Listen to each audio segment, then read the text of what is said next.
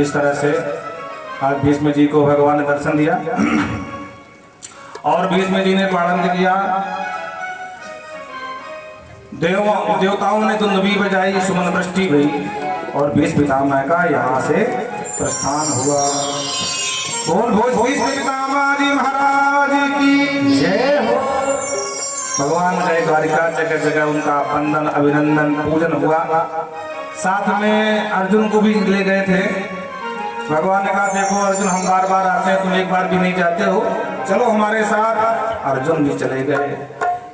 इधर सूत जी से पूछ लिया सौनक जी ने कि अरे महाराज ये तो बता दो कि उस बालक का क्या हुआ जिसकी रक्षा भगवान ने गर्भ में किया था। तब ध्यान आया सूत जी को, सावधान हुए। कभी कभी होता ना कि वक्ता भाव में बह जाता है और कथा से भटक कर कहीं और पहुंच जाता है, ऐसा कई बार होता है। फिर जब उसको ध्यान आता है कि अरे हम कहाँ बोल रहे थे, कहाँ पहुंच गए, तो वापस आता है। सूत जी को ध्यान आया। सूत जी ने कहा हाँ ऋषियों, समय आने पर उस बालक का सुरक्षित जन्म हुआ। बड़े बड़े विद्वान ब्राह्मण आए, जनपत्री देखी और उन्होंने घोषणा कर दी, राजन ये बहुत ही उत्तम बालक है। पार्थ प्रजापिता साक्षात पूर्व मानवाहा, इक्ष्वाकु की तरह प्रजा पालन करने वाला होगा। ब्रह्मण्य सत्संगस्य, ये ब्राह्मणों का बड़ा सम्मान करेगा, सत्यशील होगा। रामो दास रथिर यथा, भगवान राम की तरह मर्यादा का पालन करने वाला होगा। दशरथ की तरह भगवान से प्रेम करने वाला होगा। प्रेम से बोलो जय श्री कृष्ण। लेकिन थोड़ी सी अंत में पंडित जी ने, इनके जो कुल पुरोहित है ना, उनका नाम है धौम। प्रेम से बोलो जय श्री कृष्ण। विप्र धौम कृपादि भी, धौम और कृपाचार्य आदि इनके जो है कुल पुरोहित है। तो पत्री में बताया कि सब कुछ तो ठीक है राजन, लेकिन एक कुयोग है। दुर्योग किसे कहते हैं, वो क्या है?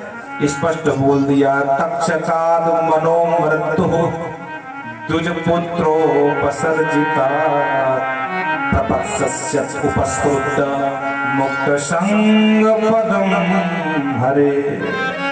थोड़ी सी समस्या है इस बालक की जन्म कुंडली में कि इसकी मृत्यु सामान्य मृत्यु नहीं होगी। अरे फिर तक्षकाद मनो, तक्षक काटेगा तब इसकी मृत्यु होगी।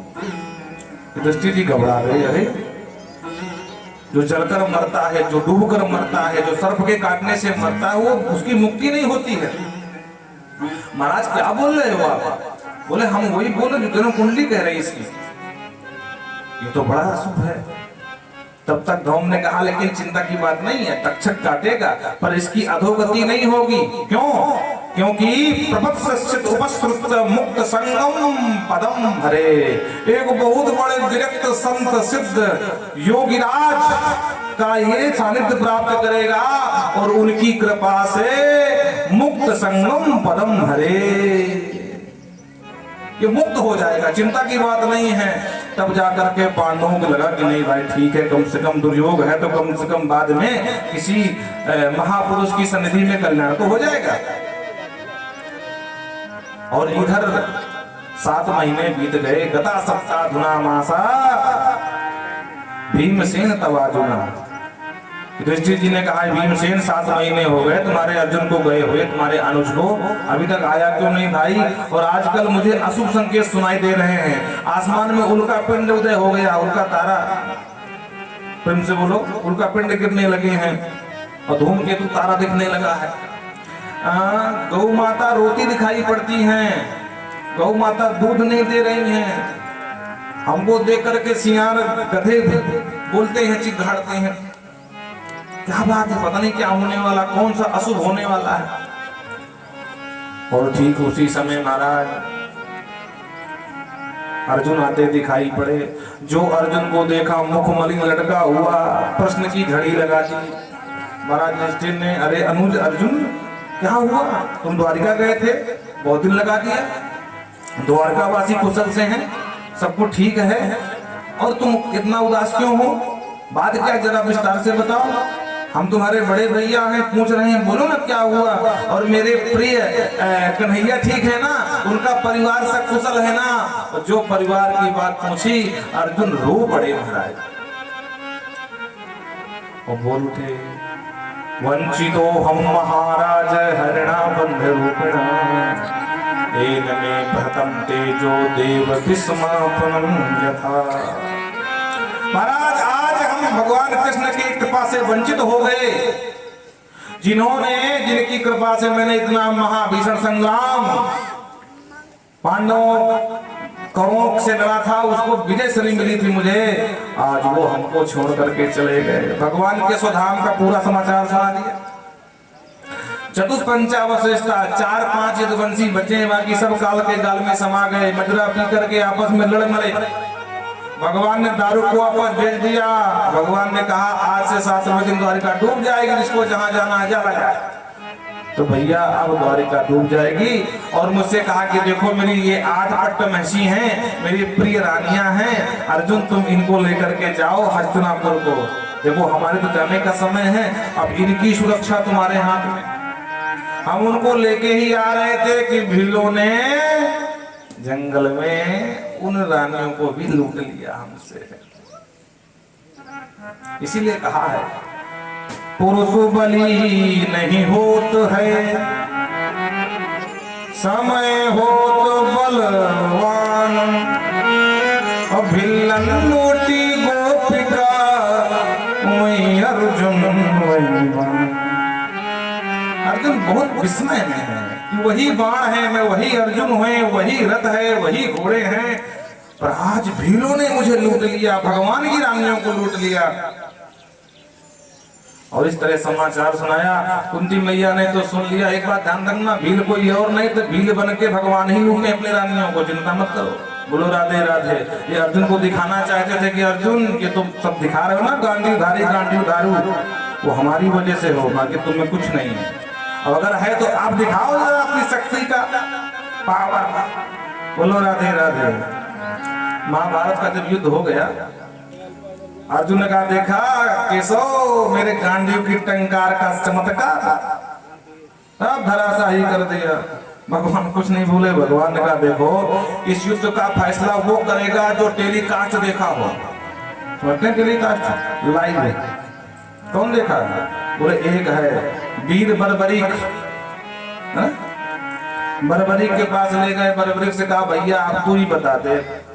अर्जुन देखो तुम्हारे वंश का बालक है, हमारा तो है नहीं, अब यही बताएगा। तब बर्बरीक ने कहा देखो भाई अर्जुन तुम तो कठपुतली की तरह नाच रहे थे, प्रेम से बोलो राधे राधे। और मैं देख रहा था कि एक भुजा कट के इधर से आ रही है, एक भुजा कट के इधर से आ रही है, और भगवान श्री कृष्ण धनुष बाण लेकर के सबके शीश उड़ा रहा है। तो युद्ध पूरा जीता और लड़ा कोई और नहीं, भगवान कन्हैया ने लड़ा है, तुम और सब माध्यम थे। प्रेम से बोलो राधे राधे। हाँ? अब जैसे आपको भागवत सुना रहे हैं, माइक बोल रहा है, हमारी आवाज को बढ़ा रहा है, पर किसके बल पर? वहां ट्रैक्टर खड़ा है। हाँ, और ट्रैक्टर अगर गड़बड़ हो जाए तो ये सब लटके के लटके रह जाएंगे, ये सब मोबाइल ये सब कहता। हाँ, तो ऐसे समझ लो अर्जुन पर भीम को वैसे लटके रह जाते हैं। और वही भगवान ने एहसास करा दिया, अपनी रानियों को दे करके खुद भील बन के लूट लिया छोटी सी अवस्था में। कुंती मैया ने सुना तो वही प्राण त्याग दिया। पांडवों ने छोटी सी अवस्था में परीक्षित को राज्य दिया, स्वर्गारोहण करने के लिए हिमालय की यात्रा पर निकले महाराज। और बहुत छोटी अवस्था में जब ये राज सत्ता का भार आया, परीक्षित जी ने एक दिन अपने राज्य का अवलोकन करने के लिए बाहर निकले। जगह जगह उनके पूर्वजों की प्रशंसा हो रही है, पर एक जगह है विचित्र वातावरण देखा। एक बैल जिसके 3 पैर टूटे हैं, एक पैर के बल खड़ा खड़ा महाराज। गौ माता भी बेचारी रो रही है, और एक कोई काला कलूटा शूद्र पैर से मारा। और जो परीक्षित ने देखा तो रोम रोम क्रोधित होकर के खड़े हो गए महाराज। कष्टम अक्षरणे लोग शूद्रताड़ितम शूद्र, कौन है तू? मेरे राज्य में रह करके अधर्म कर रहा है, गौ माता को लात से मार रहा है, पैर से मार रहा है। मारवदीयम भद्रम देखरानाम महिषासुरी।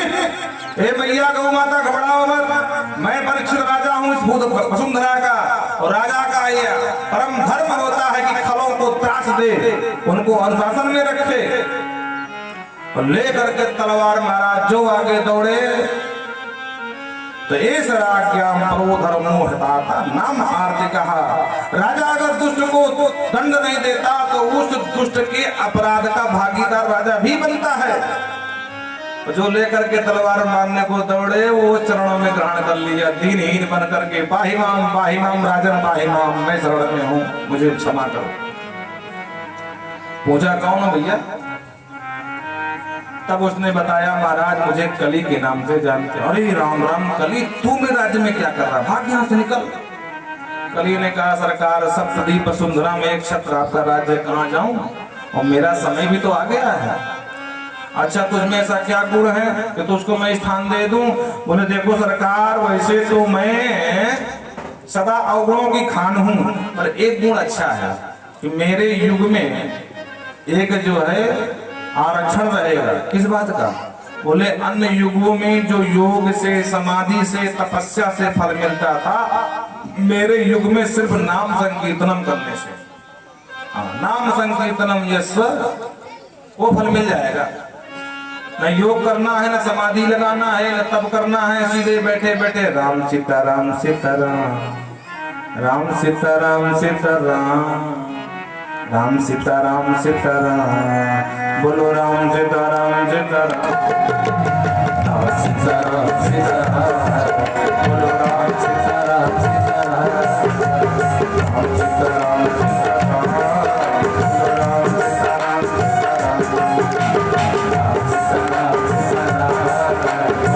सीताराम सीताराम। बस मेरे युग में इसी नाम का संकीर्तन करते रहो तो वो सब फल मिल जाएंगे। बोलो राधे राधे। परिचित ने कहा देखो भाई वैसे अवगुण तो कम नहीं तेरे अंदर, लेकिन ये गुण जोरदार है, अब इससे सरल तो हो ही नहीं सकता है। अच्छा ठीक है, तुझे मैंने 4 कमरे दिए, आराम से प्रेम से सब परिवार रहे, पर ध्यान रखना उत्पात मत मचाना, हाँ मैं जेल में डाल देंगे तुमको। ठीक है सरकार वो तो सब सही है, मैं सीधा सच्चा बन के रहूंगा, लेकिन जैसा यात्री वैसे कमरा दे दिए। अरे कम से कम मेरा एक गुण जोरदार था तो एक अच्छा सा कोई देते ना जोरदार, हाल नुमा बना हुआ जिसको मैं ड्राइंग रूम बना लेता, अतिथि कक्ष, तो ठीक है मांग ले। तो पुनश्च याचमानाय जात रूप मदात प्रभु, पुनः याचना करने पर भगवान सोने में निवास दे दिया। 4 स्थान आप सब जानते हैं, द्यूतम पानम स्त्रियः यत्रा धर्मः चतुर्भुजम, जहाँ द्यूत रुद्रा होती हो, जुआ आदि खेला जाता हो, चाहे वो वीर भारत है जो हो, सब समझ लेना जहाँ जहाँ ये चलता है कलयुग। हाँ बोलो राधे राधे। हाँ आजकल गाँव में होता है ताश की गड्डी लेकर के फिरते रहते हैं। द्यूतम पानम, पानम माने जहाँ मदिरा आदि मद्यपान होते हैं वहाँ स्थान कलयुग का दिया। स्त्रियाँ जहाँ लंपट पुरुष रहते हैं वहाँ पर लंपट समझते हैं। बोलो राधे राधे। हाँ जो स्त्रैण होता है, स्त्री आसक्त, उसको लंपट कहते हैं, तो वहाँ कलयुग का वास है। और जहाँ हिंसा होती हो 5 स्थान दिया।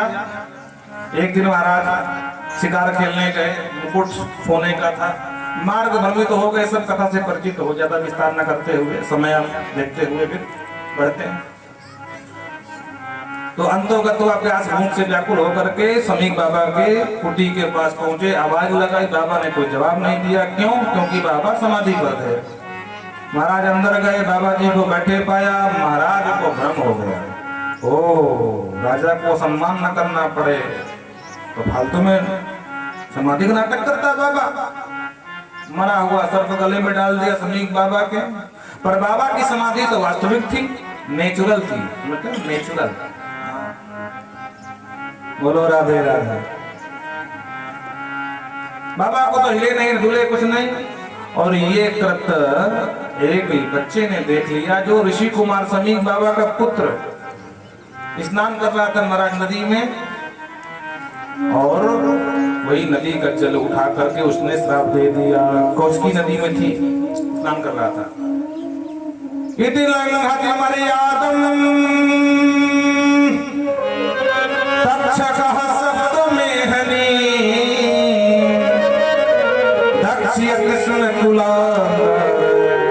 शोभितो में तदत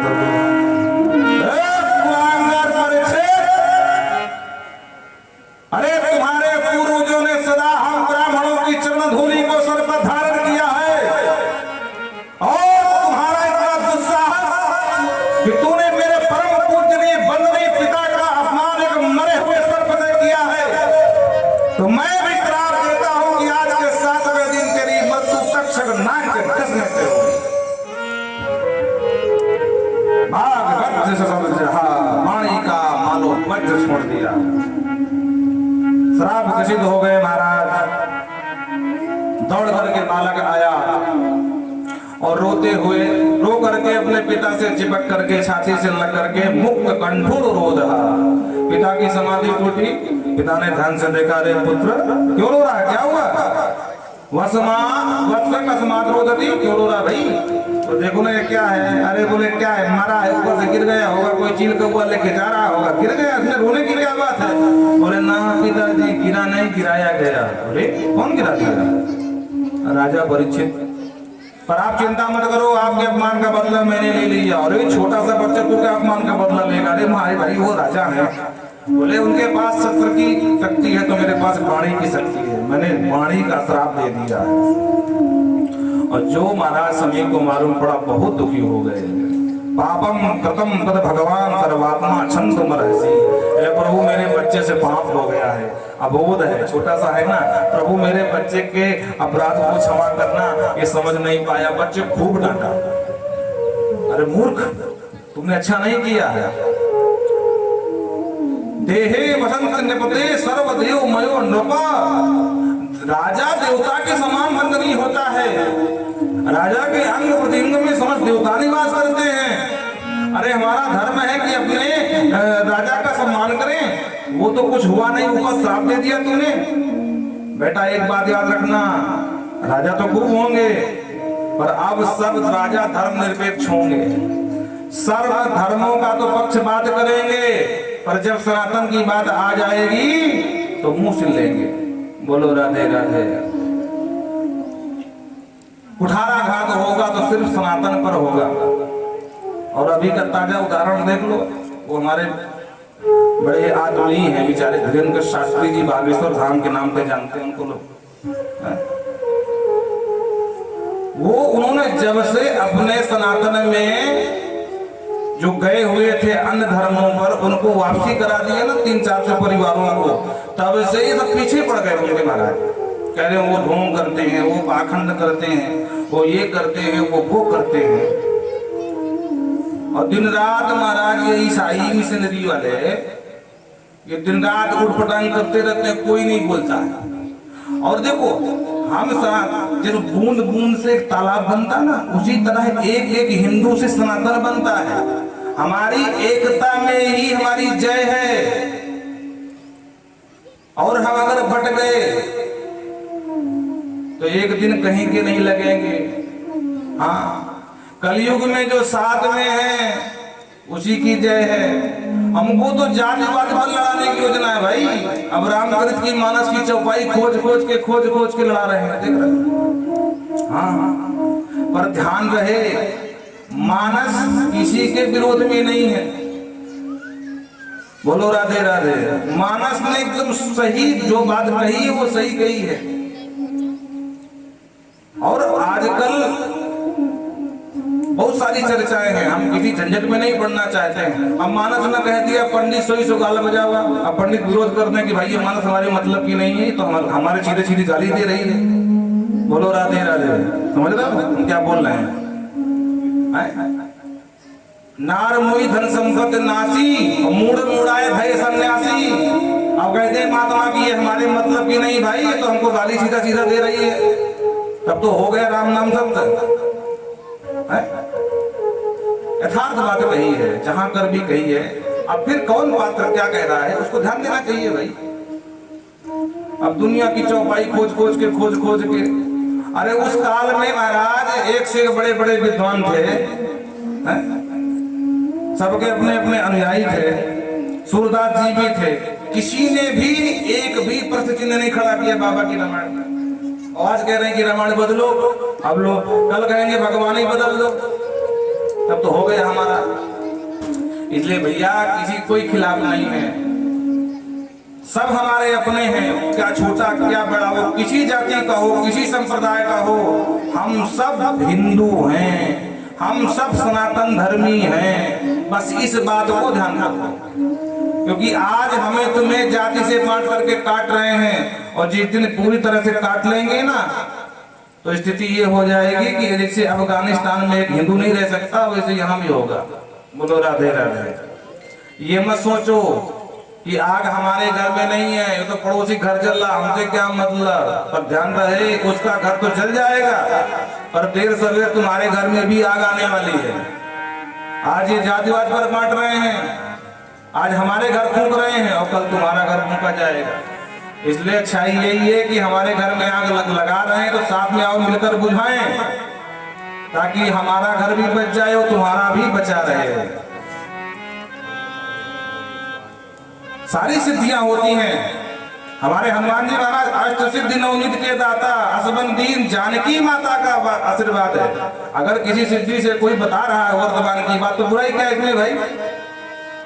ईसाई मशीनरी वाले कुछ भी करते हैं तो वो चमत्कार नहीं है। और देखो सबसे बड़ी दोगलेपंथी की बात, हम कड़वा बोलते हैं कभी कभी, अन्य धर्म में कुछ भी करें किसी को दिख नहीं रहा, सबकी आंखें फूट गई हैं, सबके कान बंद हो गए हैं, पर वो बेचारे सबको एक कर रहे हैं तो उनके पीछे पड़े। हाँ तो क्यों पीछे पड़े हो भाई, तुम्हारा खाते हैं क्या, या किसी को बुलाते हैं?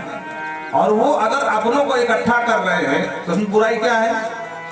न जाने कितनी कन्याओं का वो विवाह कराते हर वर्ष, 1 रुपया किसी से नहीं लेते, निःशुल्क कराते हैं। कोई मीडिया वालों ने दिखाया होगा। सनातन के पक्ष में बोलते हैं तो अब उनको जो जलन हो रही है। हम आप सबसे कहते हैं कि अभी भी जागृताम जागृताम, जागो, एक हो जाओ, एक बनो, नेक बनो। मोह निशा सब सोमनहारा, इनके कुचक्र से बाहर निकलो। जातिवाद में नहीं बटना है, हम सब एक हैं, हमारा डीएनए एक है। कोई भी हो हमारे लिए सब अपने हैं। प्रेम से बोलो जय श्री कृष्ण। समयाभाव, ज्यादा नहीं बोलेंगे, इशारा काफी है। वोट डालो, राज करो, अंग्रेजों की योजना थी ना, वही अपना लिए हैं अनधर्मी लोग।